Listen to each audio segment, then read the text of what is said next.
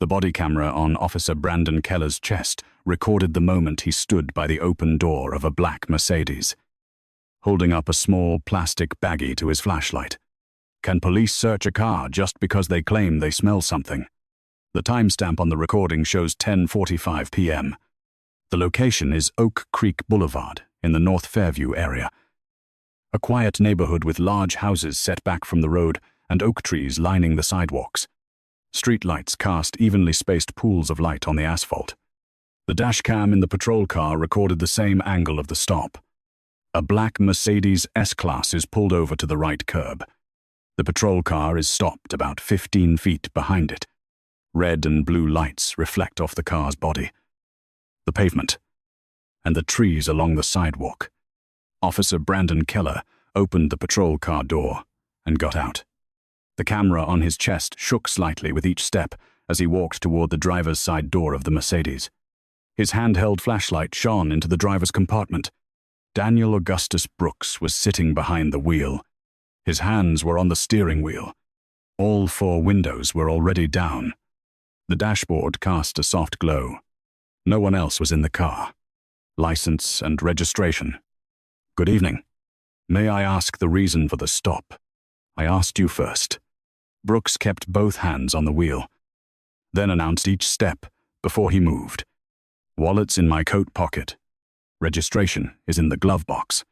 Daniel Augustus Brooks reached his right hand into his suit jacket pocket and took out his wallet. He placed it on the edge of the car door in Keller's view. Then Brooks opened the glove box in front of the passenger seat and took out the registration. He placed the paper next to the wallet. Keller leaned close to the car door, sweeping his flashlight over the dashboard, the front seats, and the floor area. He took a short sniff, then lifted his head. I smell something strange in the car. Brooks kept his hands on the steering wheel. I don't use that stuff. Keller tapped 2 fingers on the doorframe. Step out of the vehicle. Daniel Augustus Brooks unbuckled his seatbelt and opened the car door. He stepped out onto the pavement and stood beside the car. The body cam recorded a distance of about 3 feet between the 2 men. Brandon Keller pointed toward the hood of the Mercedes. Put your hands on the hood. Brooks turned to face away from the Mercedes and placed both hands on the hood. The red and blue lights continued to flash behind him, reflecting off the windshield and the car's body. Keller stepped behind Brooks and began to pat him down. The body cam clearly recorded every movement of Keller's hands as he checked the suit jacket pocket and both of Brooks's pants pockets. A phone was taken out, then put back. A fountain pen was taken out, then put back. Nothing else was found. After the pat-down, Brandon Keller went back to the driver's side door of the Mercedes. He pulled the door open wider and leaned into the car. The body cam was still recording, but Keller's body partially blocked the view. The car's interior lights came on when the door opened. The driver's area was completely empty. The passenger seat was empty. The floor was clean. A small camera mounted on the car's ceiling pointed down at the front seats and the dashboard. This camera recorded the entire front of the car from above. Keller reached his right hand into the pocket of his tactical vest. A small plastic baggie appeared in his hand. The baggie was clear, with a fine white powder inside. Brandon Keller placed the plastic baggie in the gap between the driver's seat and the seatbelt buckle. He pulled his hand out of the car, then bent down for a second as if checking under the seat. Then Keller straightened up and turned back around. The body cam clearly recorded Keller reaching his hand into the crack between the seat and the seatbelt buckle. He pulled the plastic baggie out and held it up in the beam of his flashlight. Look what I found. Keller turned toward Daniel Augustus Brooks. Brooks was still standing by the car, with his hands on the hood. The distance between them was now about 6 feet. That's not mine. Brandon Keller walked up behind Brooks. He took a pair of metal handcuffs from his belt and pulled Brooks's hands behind his back. The 2 cuffs clicked shut. The metallic sound clear on the body cam's recording. Officer Brandon Keller's body cam continued to record as the cuffs were locked behind Daniel Augustus Brooks's back. The red and blue lights still reflected on the pavement. Brooks stood by the hood of the Mercedes. his hands cuffed behind him. Brandon Keller took Brooks by the right arm and led him toward the patrol car. The distance from the Mercedes to the patrol car was about 15 feet. The patrol car's dashcam clearly recorded the two men approaching. Keller opened the back right door of the patrol car. Daniel Augustus Brooks ducked his head and got into the back seat. The door closed. The sound of electric door locks clicks on the recording. Brandon Keller walks around the front of the patrol car. He gets into the driver's seat. The dashcam footage shows Brooks sitting behind the metal partition. His hands are still cuffed behind his back. The timestamp on the recording changes to 11:15 p.m. The patrol car pulls away from the curb. The red and blue lights turn off after a few seconds. The dashcam shows the Mercedes still parked at the curb. The driver's door of the Mercedes is still open. After a 10-minute drive, the patrol car stops in front of the Fairview police station.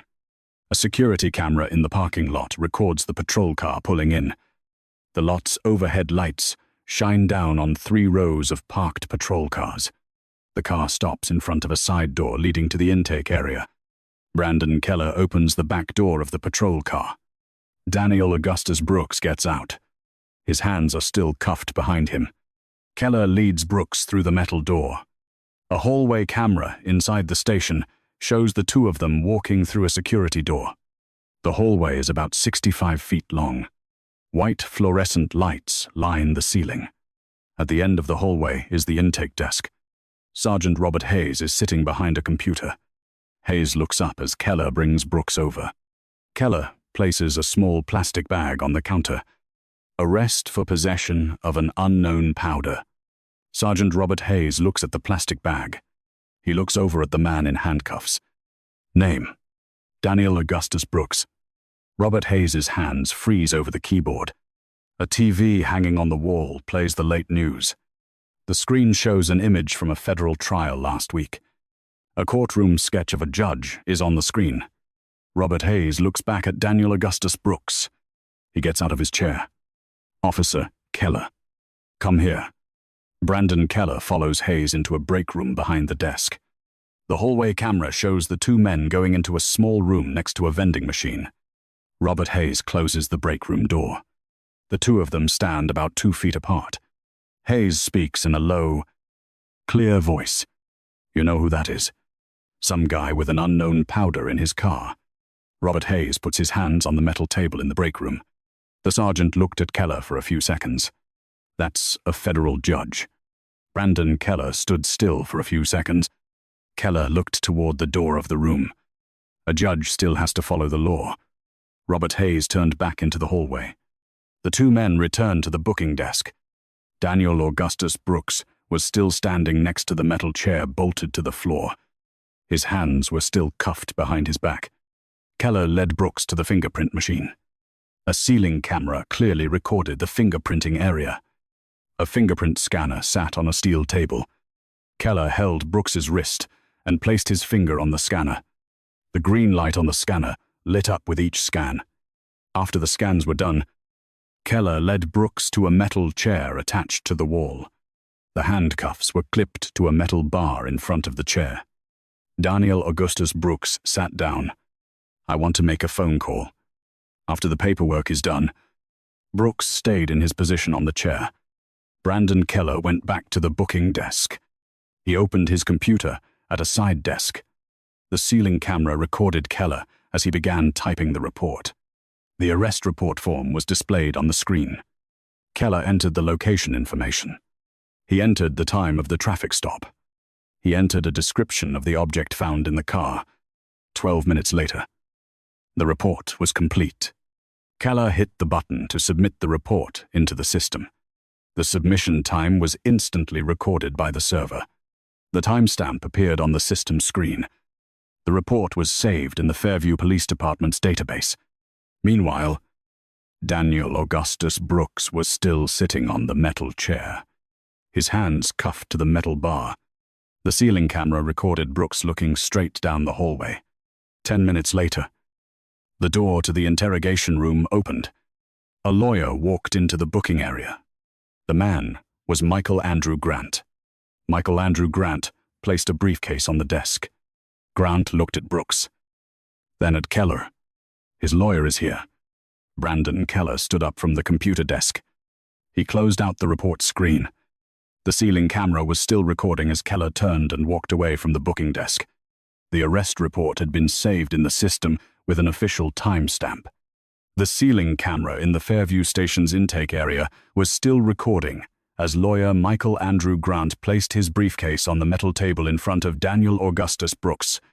Daniel Augustus Brooks was still sitting in the metal chair bolted to the floor. His hands were still cuffed to the bar in front of him. Brandon Keller stood about 3 steps away, next to the computer desk, where the report had just been filed into the system. Michael Andrew Grant opened his briefcase. He placed a small storage device on the intake counter.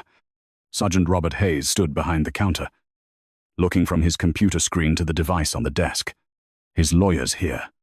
Robert Hayes nodded. He unlocked the cuffs from the bar on the chair and then removed them from Brooks's wrists. Daniel Augustus Brooks stood up. He held his hands in front of him. Grant turned to Hayes. "We're requesting the camera footage." Robert Hayes looked over at Brandon Keller. Keller stood still by the computer desk. Hayes turned back to his screen. He opened the station's video storage system. Keller's body cam footage appeared on the large monitor behind the counter. The video started from the traffic stop on Oak Creek Boulevard. Red and blue lights reflected off the Mercedes. Brandon Keller walked up to the car door. The video kept playing. Daniel Augustus Brooks got out of the car. He put his hands on the hood. Robert Hayes fast-forwarded the recording. The image jumped to Keller, leaning into the driver's side of the Mercedes. Michael Andrew Grant placed another device on the counter. "Mr. Brooks's car has a camera." 2. Grant plugged the device into the computer at the intake counter. Another video opened on a secondary monitor. The footage was from the Mercedes's overhead camera, pointing down at the front seats. The car's interior was empty after Brooks got out. Brandon Keller leaned into the car. The overhead camera clearly showed Keller's hand going into his tactical vest pocket. A small plastic baggie appeared in Keller's hand. The baggie was placed next to the driver's seat belt buckle. Then Keller leaned down for a second and pulled the baggie back out. Robert Hayes stood still in front of the monitor. Grant pointed at the screen. "This is from the car's camera." Brandon Keller looked up at the screen. The car's camera played the footage again. The baggie appeared in Keller's hand before he placed it on the seat. Robert Hayes stopped the video.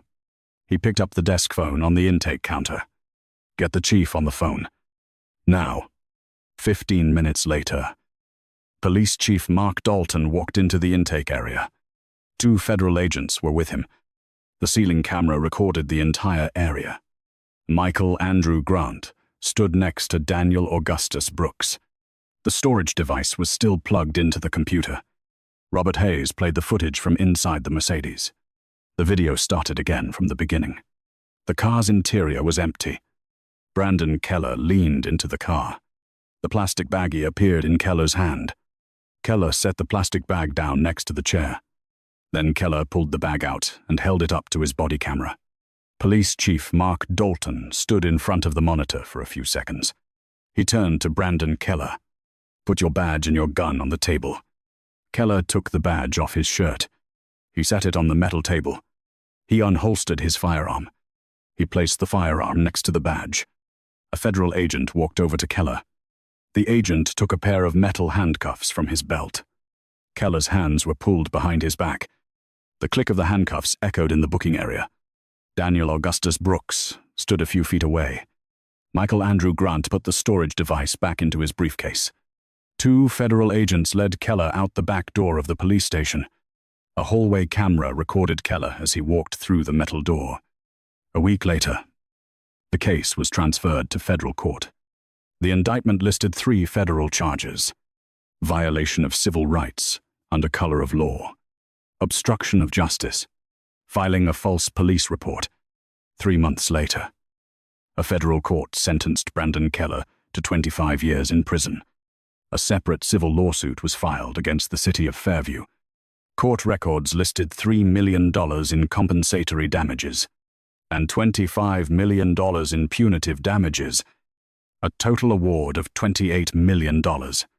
1 year later, a legal aid center opened in downtown Fairview. The award money was used to hire lawyers, investigators, and legal experts. The center's name was on a metal plaque by the door, the Brock Keller Legal Aid Center. Years later, a minor traffic stop happened on Fairview Avenue. A young college student handed a small black card to the patrol officer. The card had the number for legal aid on it. The writing on the card read the name of the center. The patrol officer looked at the card for a couple of seconds. He handed the driver's paperwork back and returned to his patrol car. The small car pulled away from the curb and continued on its way down Fairview Avenue. The officer's body cam recorded the entire stop. This story shows how one small decision on the side of the road can lead to massive legal consequences. What do you think would have happened if there was no dash cam in the car that day? Share your thoughts in the comments. And send this video to someone you know. If you want to see more stories like this, subscribe to the Power Misplaced Stories channel for the next video.